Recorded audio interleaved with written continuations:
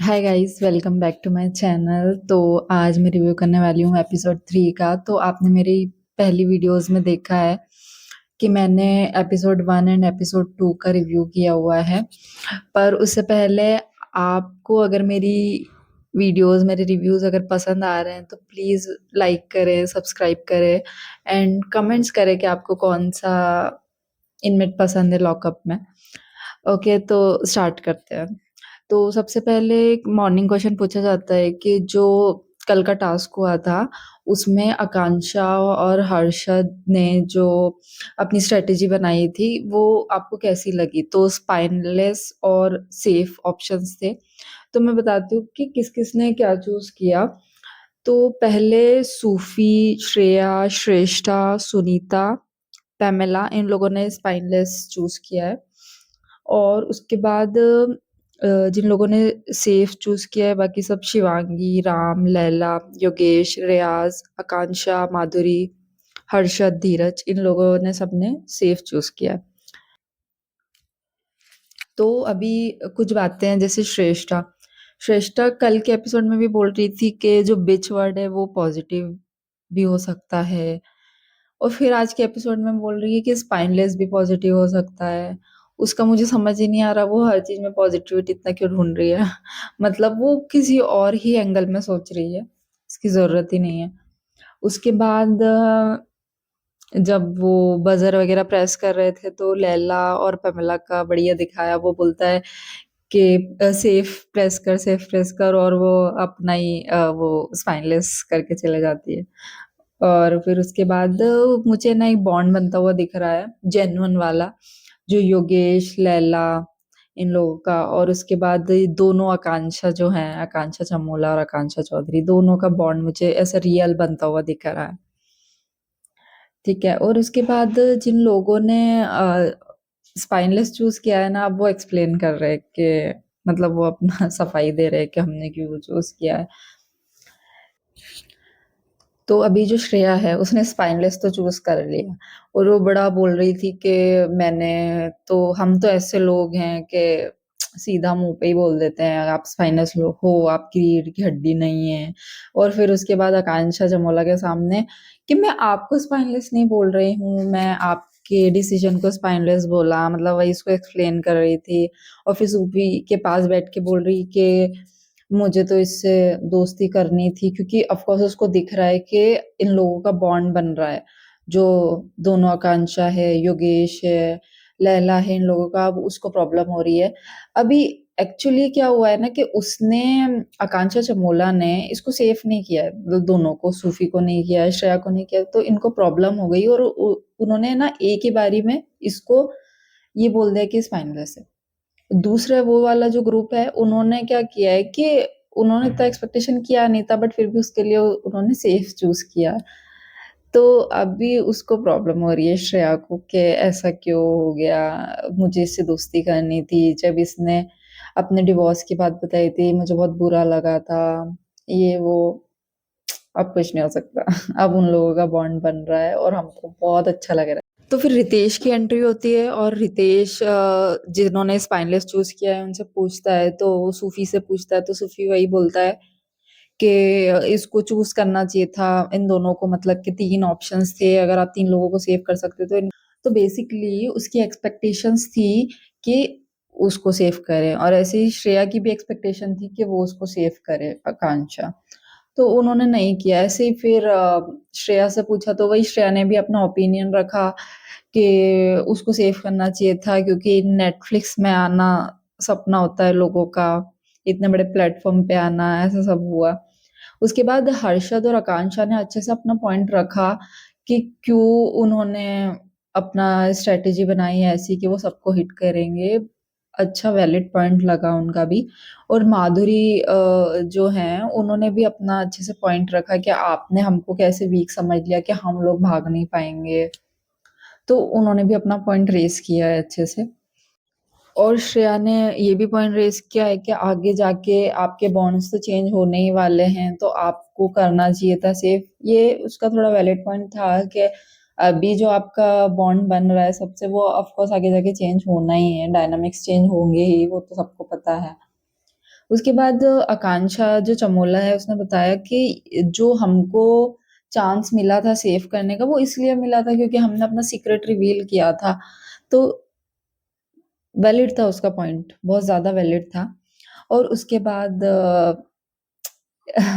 आकांक्षा और लैला ने जो उसके मजे लिए हैं श्रेया के, उसको बोल के गए जब वो लोग ऐसे ग्रुप में खड़े थे उसको बोल के गए कि आपको वैसे करना चाहिए था 3 लोगों को सेव।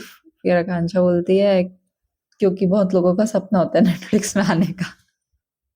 बेस्ट बेस्ट लगा वो, बहुत मजा आया उसमें।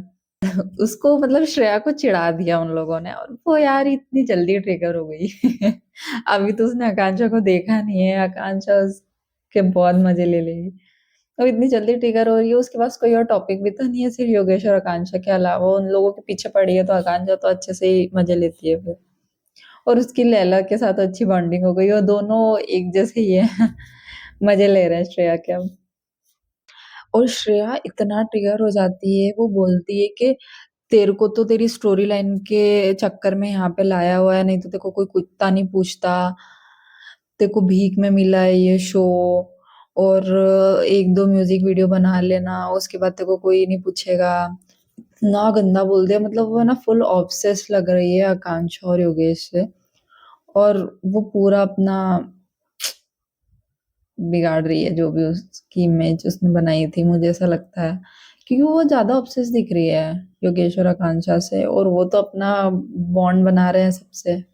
और बोलती है कि इन लोगों की तो शो में धज्जियां उड़ा के जाऊंगी, जो ये लव एंगल लेके आए हैं ना इनका पूरा धज्जियां उड़ाऊंगी ये शो में।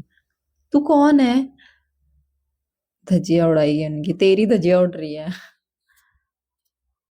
तो अभी फिर से रितेश आता है एंड वो धीरज, पैमेला, रियाज, सुनीता और सूफी को बुलाता है।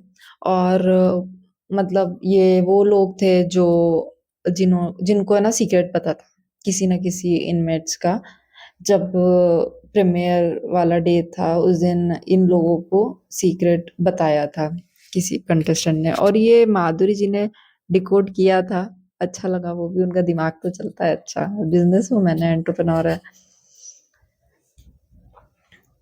और उनको ऑप्शंस दिया था सीक्रेट रिवील करने का, तो ऑफ कोर्स उन्होंने चूज किया। वो क्यों ना चूज करेंगे, अभी सिर्फ 3 ही दिन हुए हैं, इतना कोई बॉन्ड नहीं बन गया है, और अगर उनको सेफ होने का ऑप्शन मिल रहा है तो वो क्यों चूज ना करेंगे।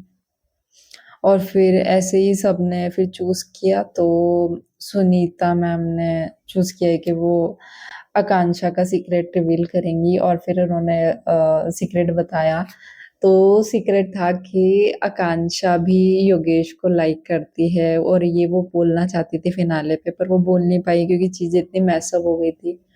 और ये बहुत अच्छा सीक्रेट था, मुझे बहुत अच्छा लगा। मतलब उन लोगों के लिए नहीं था क्योंकि उनको नहीं पता था ना इतना, हम लोग देख रहे हैं स्प्लिट्स विलास, उनको फॉलो कर रहे हैं, तो हमारे लिए तो बहुत इंटरेस्टिंग चीज थी।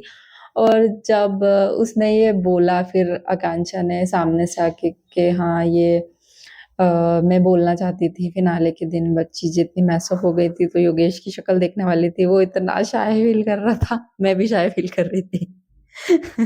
उनको देख के मुझे शर्म आ रही थी।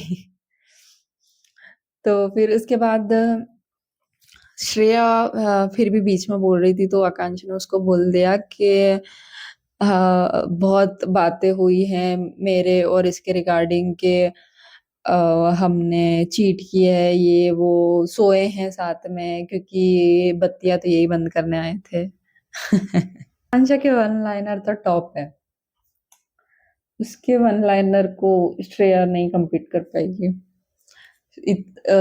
आकांक्षा ने एक क्या बोला था कि नाच भी नहीं पाएगी, गाने भी नहीं चल रहे हैं। और फिर जैसे सीक्रेट रिवील हुआ तो आकांक्षा को बुरा लग रहा था कि इन्होंने मेरा इतनी आसानी से रिवील करने के लिए एग्री कर गए सुनीता और रियाज, और वो उन दोनों को पूछा उसने, ठीक है। उन्होंने भी बोला कि इतना हमको नॉर्मल सीक्रेट लग रहा था, तो और हमको सेफ भी होना था, ठीक है। रियाज बोलता है कि मुझे लगा कि सेम ही सीक्रेट है तो मैं भी सेफ हो जाऊंगा। ठीक है। और अभी ना वो श्रेया, शिवांगी और हर्षद को बोल रही है इन लोगों के बारे में, योगेश और आकांक्षा के बारे में कि अ, वही बुरा-बुरा कुछ तो उन लोगों के बारे में। तो इधर मुझे हर्षद और शिवांगी बहुत ज़्यादा मैच्योर लगे। उन्होंने उन दोनों का सपोर्ट किया कि होता है, बच्चे हैं, ये वो। और श्रेया श्रेया भी फिर यही बोलने लगी, ठीक है, बच्चे हैं, होता है। वो मुझे बहुत अच्छा लगा, श्रेया बेचारी कहीं की नहीं रह जाएगी।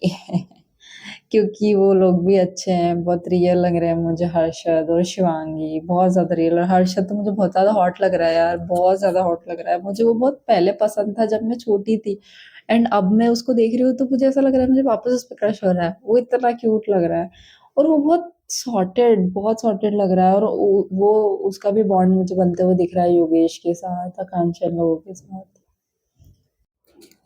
अब जब सुनीता जी को बोल रही थी कि आकांक्षा कि आपने मेरा सीक्रेट इतनी आसानी से रिवील कर दिया, ये सारी बातें, तब वो बता रही थी कि श्रेया को भी ऐसा आर वर्ड लिख रहे थे कमेंट में, एक पॉडकास्ट में जाके वो रो रही थी, ऐसा सब।